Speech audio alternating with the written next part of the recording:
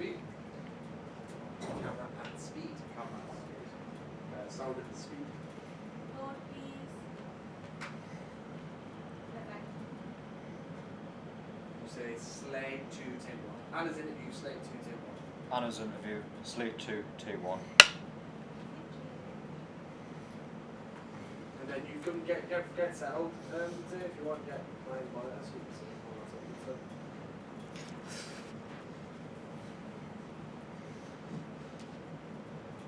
Right, and action. Can you just tell us your full name and involvement to Rolling Stage? I'm Anna Robinson, and I used to be part of Young Company in 2013. I now design for Young Company. I understudied Get Santa. I am part of the North Company development scheme this year. I've done work experience here, and I'm an usher. What are your first memories? I think I was about 3, and it wasn't Northern Stage, it was Newcastle Playhouse and the Gulbenkian, and I'd go to all the children's shows which were in the Gulbenkian studio. My first proper vivid memory was seeing Life of Pi or Le Petit Prince, or The Little Prince, but Life of Pi is the one that's really stuck with me. Yeah. So you just talked about a show that stuck with you. Yeah. What shows have you worked on in Rolling Stage? Well, Hang on, sorry. Can we start with the original experience in the Young Company when she was a member? Yeah. Chronologically, yeah. Thanks, mate. Sorry, I'm going to ask, what were your original memories when you were a member in Rolling Stage? so I started when I just turned Sorry, 17. Anna, mate, can you speak to Liam? Yes. Yeah. I just turned 17. I was the youngest member of the company, and I got a non-speaking role, which was great. I played my violin, and that was my character's way of communicating. We did it as part of National Theatre Connections, and the show we did was called Heritage. And because I got a non-speaking role, I was able to design it as well. So yeah, it's really exciting. Really interesting. I've made friends for life, and I didn't know that a non-speaking role could be quite so interesting. Let's put it that way. Any other questions? Yeah, anyone else got it? Maybe about the process as a whole, from the start to finish, how it sort of went with baby steps and ideas to the final product and your experience of that. And also after that, or as part of that, asking about who's the director, who's the artist, who's the French, Which one first? Abby's. Okay. Okay. So, what was the whole process like going from nothing to a whole big show? So we had to audition first of all, so they put out a feeler on, I think, Facebook and on their website as well. And because I'd done summer schools with them and Juice Festival with them, I was constantly checking their website to see if they had any other participation things. And this opportunity came up, so I decided to go for it. And I got in. And as I said, it was part of National Connections, which is where they commissioned 12 writers to write new plays for young actors, and it takes place around the country. So we were one of the companies in the Northeast to do it, and we played host to other companies when everyone else performed it as well. So with the script, we kind of dissected the script and looked at all the themes. We looked at all the characters and why they were there. And it turned out actually, so the writer actually came up from Wales to watch our show, which is amazing. And he watched it and he said that we'd made it a lot more dark than he'd originally written it. But he had written about, it's called Heritage, and the biggest spoiler is that all the kids at the end get kind of offered up as a sacrifice, human sacrifice. But I think we'd put in the human sacrifice bit, and we hadn't quite realised that we'd made it so dark. I think it made it more edgy, really. So, yeah. So you said about the writer. So who was the director and other people that you worked with? So the writer was David James, I think, and the director was Emma Roxburgh. And then we worked with the in-house technical team at Northern Stage as well. Yeah. What about the friendships? Like, about friendship, that's a bit more about friendship. And you also said you've made friendships for life, so what friendships did you make? Well, because I was the baby of the group, everyone kind of took care of me, which was really nice. There's like someone called Tom, who's like my best pal, now living in London. You know, Amy Jensen, Katie Powell. Katie Powell's now part of Aunt Fanny. Amy Jensen went on to study at drama school and go on to perform in Holby City recently. We've got Luke. Luke. Can't remember his last name. Luke something. You say Luke, yeah. We've got Luke, who went to study at RSC in Glasgow, and we still stay in touch. We've got Colette Conlon, who kind of toured around Alnwick with at Christmas with a Christmas show. I'm sure we've got other people. Darina Mohammed, who's an amazing photographer, and she went to Australia for a bit and then she came back. And we've got Wyn Davies, who of course has performed at Northern Stage and has been part of the North Companies when they were like theatre companies. And we are pals from before Young Company. Yeah, a really glorious bunch. Phoebe Elliott as well, who went on to study at Glasgow and is doing amazing theatre stuff in Glasgow. Talented bunch and really, really generous with their time and their hearts. And we do all, now and again, keep in touch and message one another. It's really special. Should I ask that about other shows? Yeah, I'm just asking about all of your experience. So that was just one show.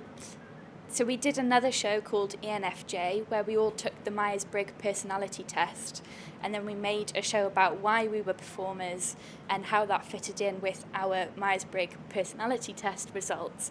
I was INFP, the healer, and I was the only INFP in my group, and it was called ENFJ because everyone, like the majority of people, were ENFJ, which was extrovert, intuitive, something. But it basically meant that they were outgoing but nice people. Yeah. So that's the shows that you were in. Have you worked on any? I have. I assisted Jen McGinley, who designed on Ella Gray, which was the Young Company show in 2017. And that was kind of my reintroduction back into Young Company as a young professional.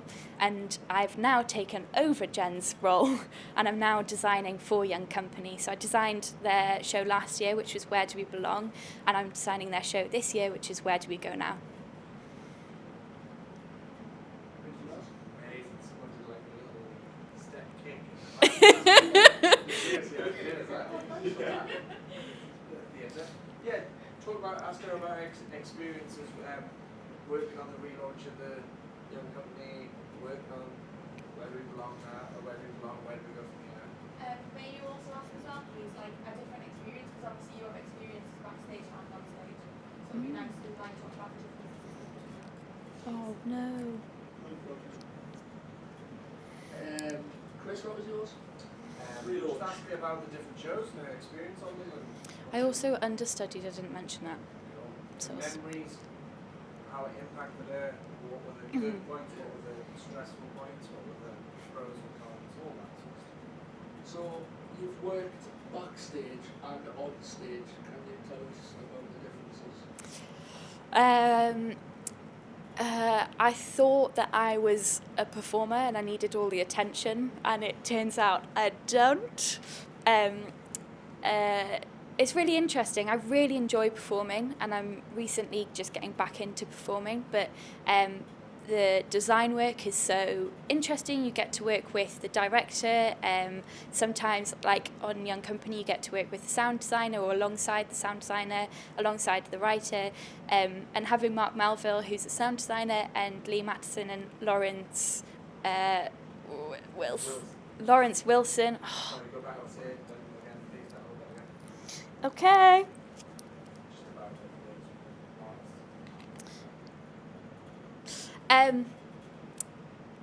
Obviously on Young Company I got to work alongside Lee Mattinson, Lawrence. Obviously in Young Company I get to work alongside Lee Mattinson and Lawrence Wilson, who are the writers, and Mark Melville, who's the sound designer. And last year I got to work with Kev Tweedy, who's the lighting designer. He's back on the show this year as well, which is really good. It's such an inspiring and motivational process designing, especially designing with such an amazing team who are incredibly supportive and creative. I think as a performer you kind of get given your lines, although less so in Young Company. In Young Company it's more about the devising process. So, I should credit all of the Young Company in the room who inspire so many elements of the design as well. But I think the Young Company experience for designing is completely different to a normal experience of designing, because it is so immersive and devising, it's such a devising process. It's really special. So, can I just ask, if you prefer one, which one and why? Prefer jobs? Yeah, like perform on stage or backstage. My goodness. I think at the moment I prefer designing because I've not performed in a while, so I'd get the shakes and be all nervous when I'm performing. So definitely then, but when I didn't have the designing bug before, I just loved performing, absolutely loved it. There's a real spark and energy you get from it.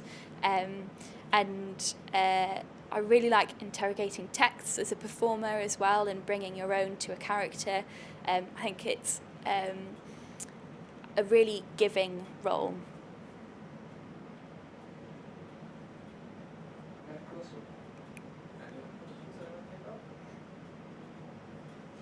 So, should I go on to expectations and reflection?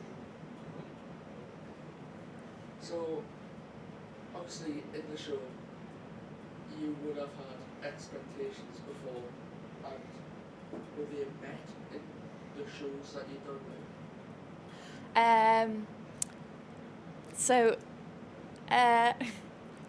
So in Heritage, it was a really interesting process designing, because that was the first time I'd ever been asked to design anything. I was still at school as well, and didn't really know the ins and outs of designing things and what was possible. So I kind of drew pictures and then handed them over to the technical team. So I guess my expectation was that my drawings would be on stage, and that's not exactly how it turned out, but I think it turned out much better and really quite magical. And it was it was a really nice process for me to see the transition between my drawings and actually what was on stage. And then I said before, as my non-speaking role, I kind of expected that to be a bit of a drag, and it wasn't. It was great. I really enjoyed playing my violin and playing Happy Birthday and then playing Psycho and whatever. It was great. So that was that. ENFJ, I had expectations of it being a bit more performance-based, but it was a lot more autobiographical from our points. That's how it was met. And then for Ella Gray... Sorry, what years were you in the Young Company? So I was in Young Company from 2013 to 2014, I think, or 2015. Yeah. Sorry, go on. That's all right.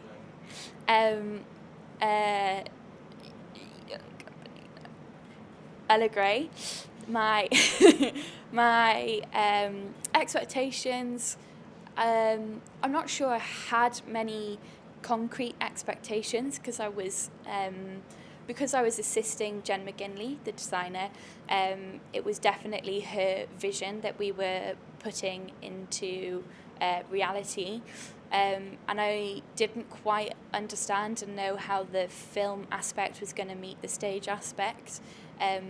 but it was a really interesting process and exciting, and often Jen was working on other shows at the time in Edinburgh Fringe, so she'd go off to Edinburgh and I'd take over and set dress for the day or ask people to wear certain costumes, and I think to have that responsibility when I was still at uni and young, and that being my first reintroduction back into Northern Stage, not as a participant but as a young professional, it was really special. It was, really special.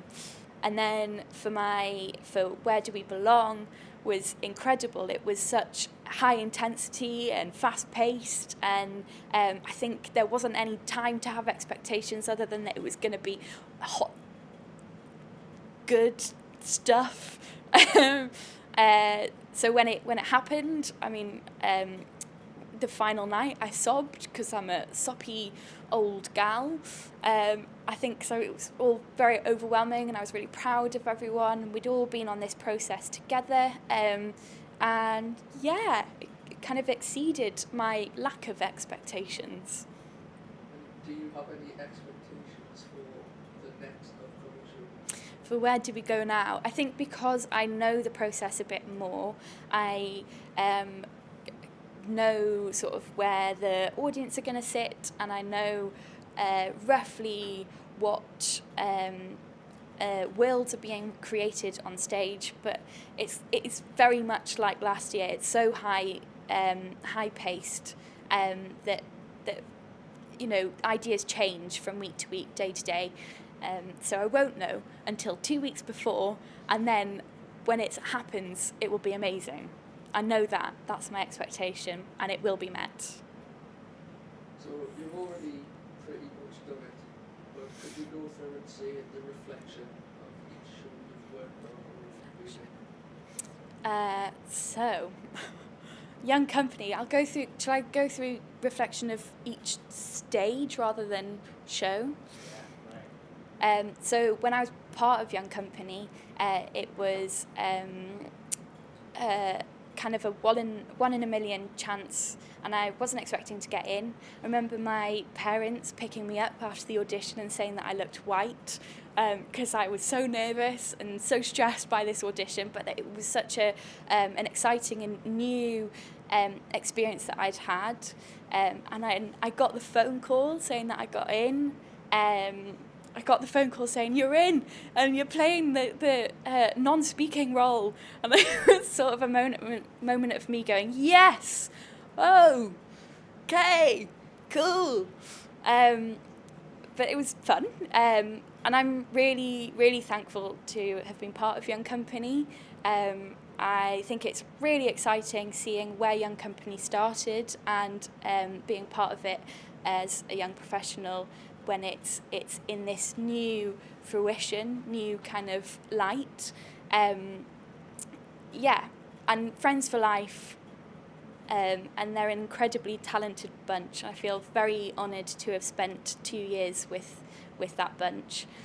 Then my experience with Young Company as a young professional has been,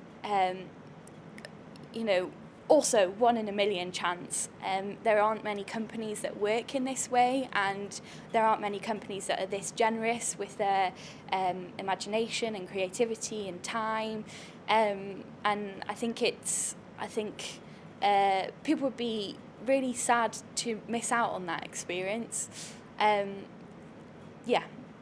It's a special one. I feel like I'm not doing it justice, but it's special. It holds a huge place in my heart.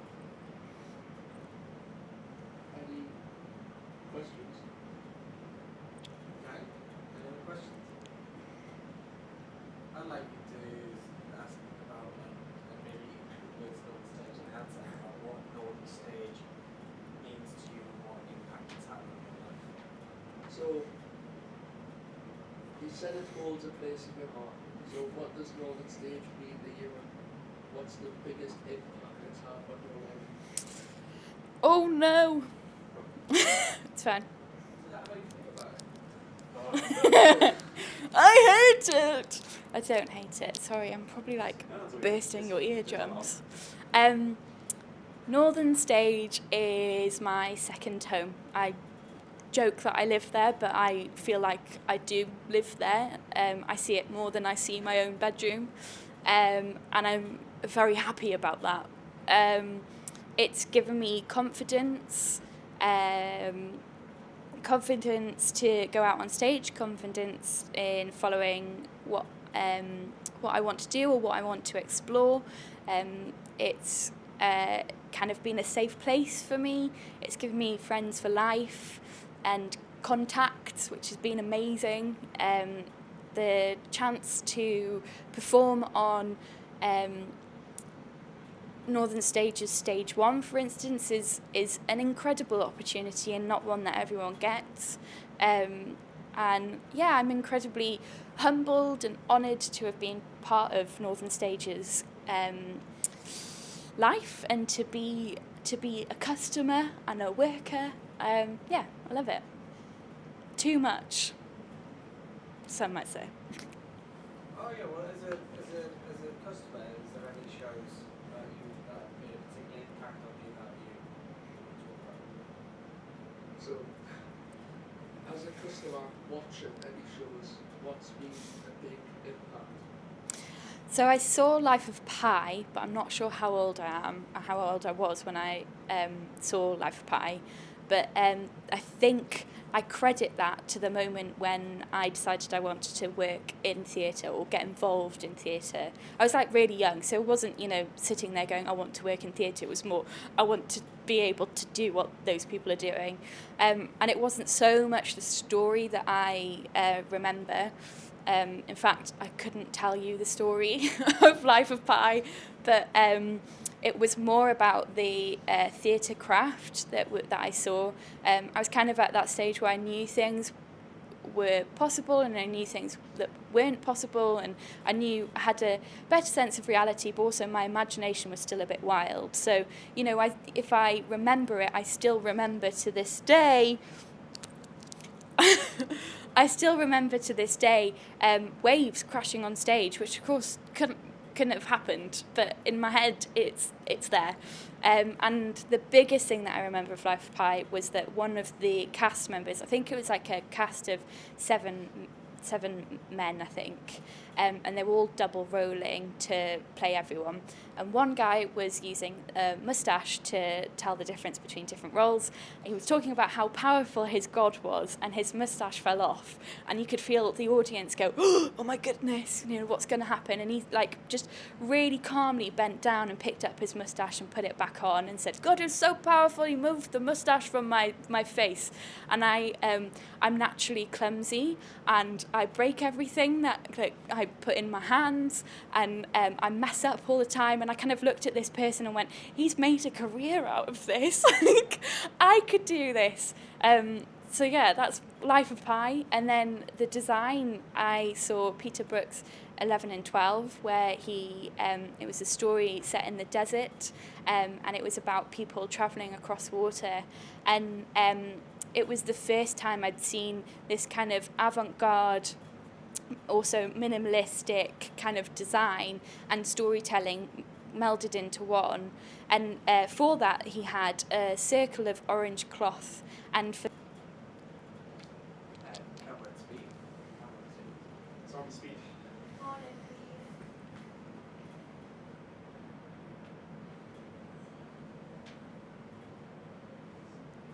Slate 2, take 2.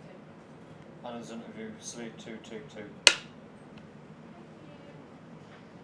You're welcome. And